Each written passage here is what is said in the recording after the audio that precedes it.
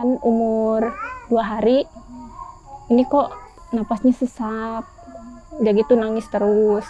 Terus kalau nyusu tuh keluar lagi, padahal dia nyusu masuk gitu.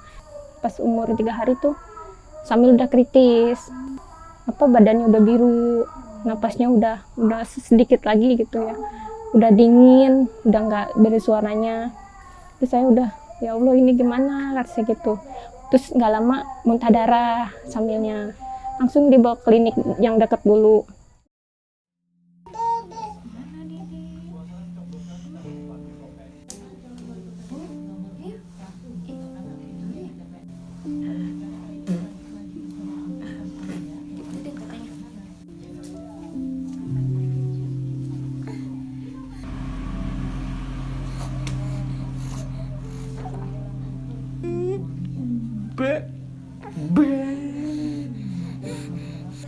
Anak itu tuh kelainannya di dalam, yang jalan dari kerongkongan ke lambung itu nggak ada katanya.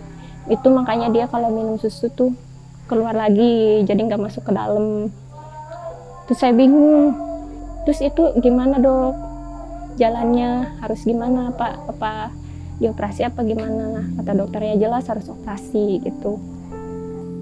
Terus udah di kondisinya ini kan kritis, dimasukin ke ruang NICU dulu, dimasukin situ, suruh puasa dulu Samilnya sampai 2 minggu, nggak dikasih susu nggak apa, cuman diinfus, dipasangin alat oksigen di hidung, terus alat di sini, terus di tangan, kakinya semua, pokoknya pasang alat, semua badannya tuh dipasangin alat, dimasukin inkubator, soalnya kan belum cukup bulan dianya. Udah gitu pas umur 2 minggu dokternya tuh ngomong, Bu, kan anak ibu nggak mungkin dia puasa terus katanya, mau nggak mau harus minum susu, cuman kan karena dia nggak bisa masuk dari mulut, jadi kita saranin buat operasi pemasangan selang gastrostomi namanya katanya. Selang apa dok, gimana operasinya, kata saya. Jadi dia tuh terpasangnya di perut langsung ke lambung, cuman resikonya ini Bu berat katanya, yang mudah-mudahan aja sih selamat katanya gitu.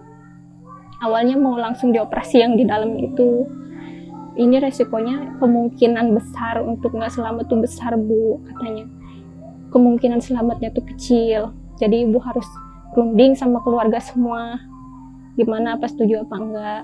Saya nanya keluarga, suami semua apa enggak, ya kita udah pasrah semuanya ya, pasrahin aja gitu sama Allah, sama dokter juga. Saya pengen anak saya selamat, tapi balik lagi sama Allah gitu.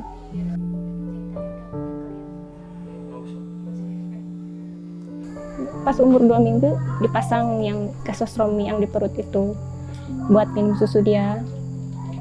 Udah berapa jam, 3 jam ada ya itu operasinya, 3 jaman lah. Alhamdulillah lancar operasinya, pemasangan selang itu. Terus langsung dicoba, dikasih susu bisa, baru umur 2 minggu lebih dia baru masuk susu. Waktu itu berat badannya tuh makin turun, bukannya naik tapi makin turun, padahal ASI waktu itu, ASI. Terus perkembangannya tuh gitu-gitu aja, nggak ada perkembangan, nggak ada kebaikan. Mau nggak mau ibu harus bawa anak ibu sendiri ke sana, pakai ambulans sendiri, jangan dari sini katanya. Oh ya udah kata saya gitu, saya gimana baiknya aja kata saya kan. Saya nyari ambulan, terus nyari oksigen, beli oksigen sendiri. Dia harus pakai oksigen terus, kalau enggak dia napasnya sesak. Terus saya bawa ke RSCM waktu itu, umur 2 bulan, berat badannya cuma 1 kilo lebih, nggak nyampe 2 kilo.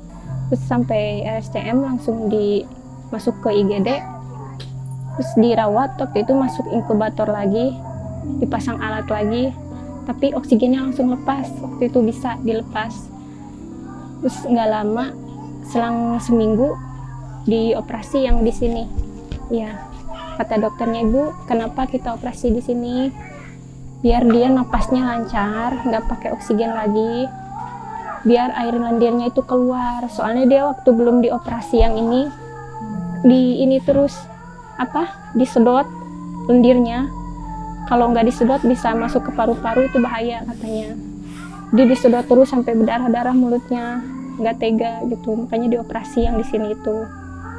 Dioperasi yang itu udah tuh sebulan di sana dirawat di RSCM. Saya nungguin di sana sendiri, suami kan kerja bapaknya ya. Terus keluarga juga kan nggak bisa ada yang nemenin. Udah saya sendiri sana nungguin. Terus udah sebulan bisa pulang, alhamdulillah boleh pulang. Terus kata dokter, anak ibu udah boleh pulang, tapi harus rutin rawat jalan untuk perkembangannya, dari berat badan, dari kondisinya. Soalnya kan mau ada operasi lanjutan lagi katanya gitu. Itu operasi besar.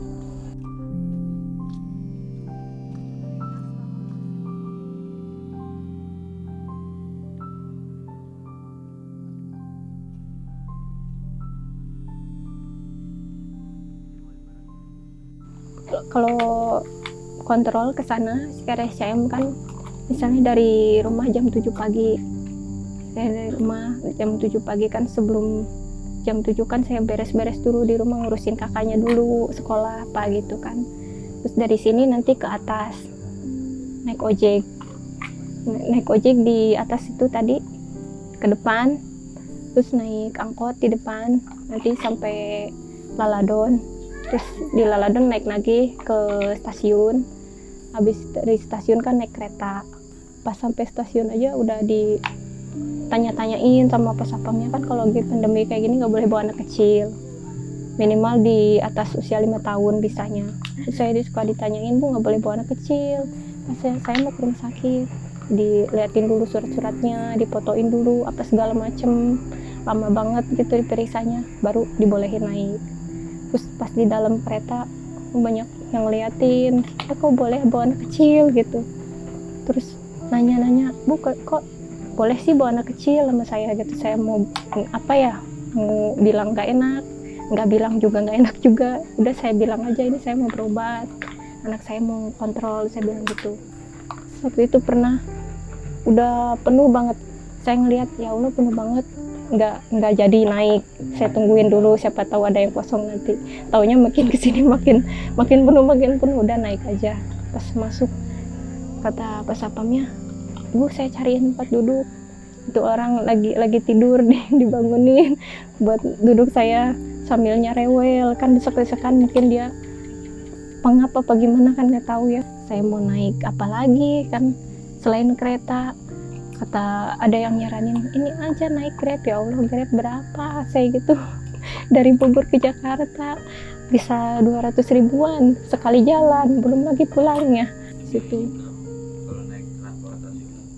Kalau naik ojek di sini ke depan 10.000, terus dari depan naik angkot ke Laladon 5.000, terus naik lagi 5.000 ke stasiun, nanti beli isi saldo kereta 20.000.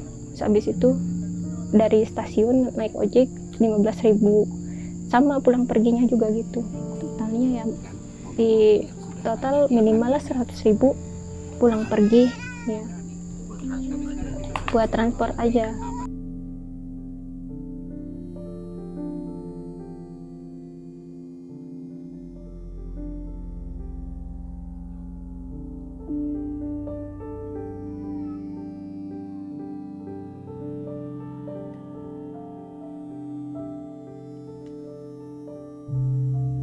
Itu kan saya bingung, gaji bapaknya aja maksudnya paling cukup cuman buat beli susu aja, belum buat keperluan di rumah, buat kakaknya sekolah sama apa kan. Saya di rumah buat risiko dapur lah gitu.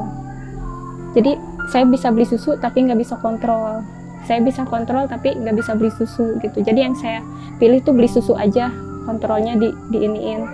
Makanya sambil dari habis dipulang dirawat cuman sekali waktu itu kontrol. Semenjak saya dari ACT baru saya bisa bawa lagi sambil berobat gitu. Kalau sebelumnya apalagi pas pandemi ada itu, bener-bener ya Allah susahnya dari situ. Buat beli susu aja nggak ada, karena saya udah kasih SGM aja sambilnya. Kadang buat beli SGM aja nggak kebeli, ada cuma buat makan kita aja. Cuman kita sabar, ya gimana lagi kata saya gitu kan.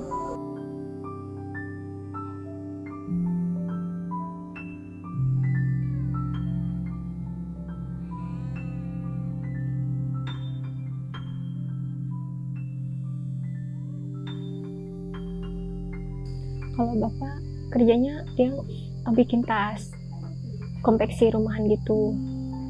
Di pabrik kan ada tetangga saya yang punya pabrik. Jaraknya dari sini lumayan sih kalau jalan. Pagi dia berangkat jam 8, terus pulang nanti zuhur. Makan dulu, soalnya kan nggak dapat makan. Jadi kerja yang seminggu itu, gaji seminggu kotor. Makan apa di rumah. Jadi zuhur itu dia pulang makan dulu. Terus habis itu jam 1 berangkat lagi. Berangkat lagi jam 1, nanti pulang jam 5 sore. Terus habis isya baru berangkat lagi, nanti pulang lagi jam 1 atau enggak jam 1 lewat, kadang sampai jam 2 ya. Terus kalau misalkan lagi ngejar target harus kelar nih hari Sabtu, apalagi kadang suka sampai subuh, nggak nentu upahnya, soalnya kan gimana banyaknya dia ini gitu ya ngerjain tasnya. Terus ya paling besar lah dia ngasih uang ke saya 500.000 per minggu, itu paling besar seminggu. Ngeliatnya nggak tega gitu. Putus asanya bukan saya nggak mau berjuangin anak saya gitu, cuman saya ngerasa nggak tega aja gitu. Saya sempat dalam hati saya begini, ya Allah, kalau emang anak saya mau diambil,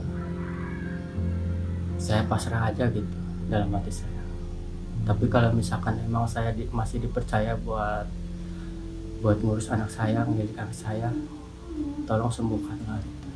Dan alhamdulillah sampai sekarang mungkin Allah masih atau mempercayai gitu ya, mau menitipkan satu orang anak lagi kepada saya gitu untuk merawatnya. Alhamdulillah sampai sekarang Samil kondisinya sehat walaupun belum ada tindakan operasi.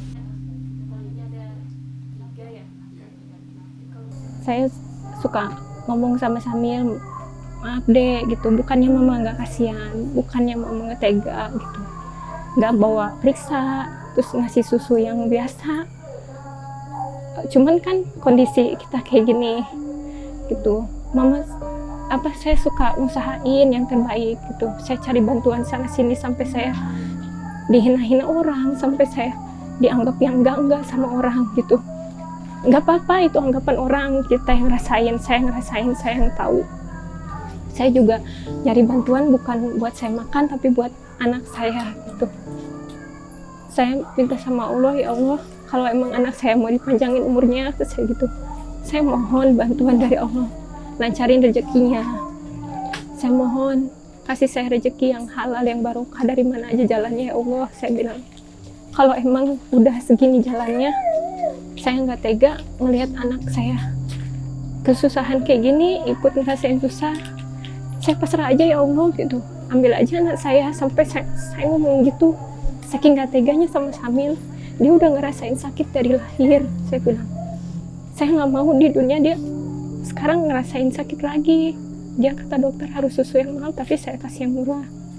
Dia harus rutin periksa, tapi nggak saya bawa gitu. Bukannya saya tega, bukannya saya nggak kasihan sama kondisi saya.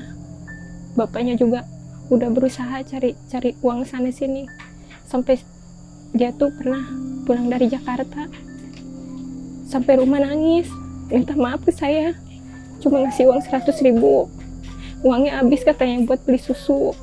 Saya bilang nggak apa-apa, yang penting susu udah kebeli saya gitu ya, tapi nggak bisa periksa, nggak apa-apa saya gitu, yang penting sambil bisa minum susu dulu kata saya.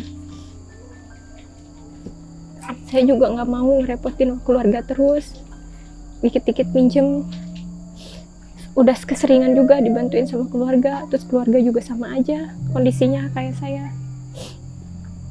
Udah waktu itu saya udah bener-bener pikiran saya udah, ini gimana ya Allah, saya cuma pegang uang 50.000, susunya sambil habis, beras di rumah udah nggak ada. Saya bilang, saya beliin susu, berasnya gimana buat kakaknya, kalau saya sama bapaknya udah agak inilah sama kakaknya.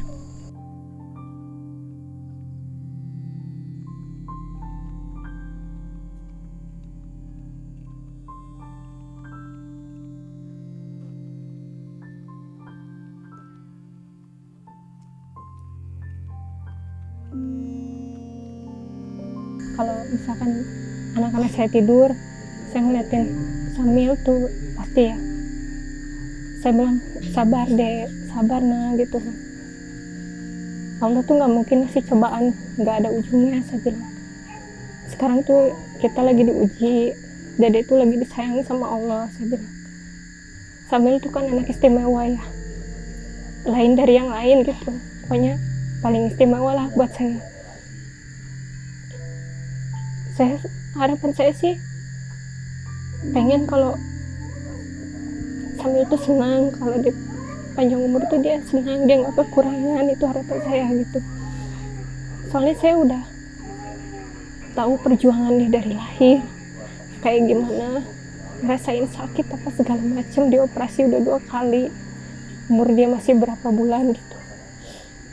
Terus kalau misalkan kontrol itu dia suka rewel di jalan, mungkin kecapean apa gitu ya. Itu dalam hati saya, ya Allah, ya anak segini yang masih harusnya main gitu kan di rumah, ini dibawa bolak-balik ke rumah sakit. Tapi saya selalu, ini kita jalan-jalan ya, kita naik kereta jalan-jalan, saya bilang biar dia ceria gitu. Saya tegar, saya bisa bersyukur anak saya masih ya istilahnya masih bisa aktif. Tapi balik lagi, saya kalau melihat Samil suka sakitnya tuh, waktu saya susahan, dia kalau ngasih susu suka saya porsinya dikurangin sama saya biar susunya cukup buat 1 minggu. Saya bismillah, ya Allah, kata saya, yang sakitnya saya maksudnya ya usia segini tapi udah ngerasain sesakit ini, sesusah ini, kata saya gitu. Saya mohon ya Allah cepet sembuhin anak saya bilang. Tolonglah, saya bilang, cobaan ini tuh biar ada akhirnya, segera berakhir buat anak saya. Saya udah benar-benar kasihan sama Samil. Sampai sekarang udah setahun lebih masih harus bolak-balik ke rumah sakit. Apalagi kalau pas selangnya copot atau udah waktunya ganti, itu kalau di ruangan dia sampai jerit-jerit kesakitan. Kayaknya suka nangis. Kayak Samil tuh kayak bilang sakit gitu, walau dia nggak ngomong tapi mungkin kontak batin sama saya, sakit. Sampai ya Allah, saya yakin anak saya nanti bisa sehat gitu. Apalagi dia juga selalu nunjukin ceria gitu, aktif gitu, nggak kayak anak yang sakit gitu. Kalau misalnya saya ngerasa capek, ngerasa lelah, itu Samil tuh kayak nunjukin, jangan nangis gitu, kayak ngasih semangat sama saya gitu. Kayak dulu udah parah banget sakitnya, diare waktu itu, terus sampai seminggu diarenya terus-terusan. Saya bawa ke rumah sakit, kata dokter, ibu ini dari kapan diarenya? Udah lama dok, kenapa nggak buru-buru dibawa, ini anak ibu udah parah begini. Itu kata dokter, kan diperiksa nadinya udah jauh katanya. Pas sampai ruangan sempat drop, saya nangis. Ya Allah, mungkin Samil udah sampai sini nih perjuangannya, mungkin perjuangan Mama udah sampai sini ya dek, kata saya gitu. Terus kata dokternya, ibu jangan ngomong gitu, ibu harus semangat, kata dokternya, biar dedenya semangat, katanya, biar dedenya sehat lagi. Itu dari situ sih, oh mungkin kontak batin tuh ada. Saya bilang kalau sayanya nggak semangat, kalau sayanya putus asa, mungkin Samil juga drop gitu. Kalau sayanya semangat, kalau sayanya nggak putus asa, Samil juga semangat. Itu sih yang bikin saya kuat, yang bikin saya semangat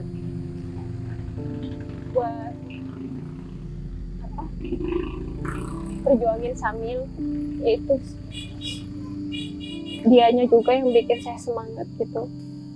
saya pasrah sama Allah gitu soal usia hamil. Kalau misalnya mau diambil saya ikhlas gitu, kalau mau dipanjangkan umurnya alhamdulillah gitu. Cuman balik lagi kan dengan pasrahnya saya bukan berarti saya pasrah udah diamin aja, nggak saya bawa berobat terus saya kasih susu yang biasa, itu kan sama aja saya nyiksa anak saya sendiri gitu.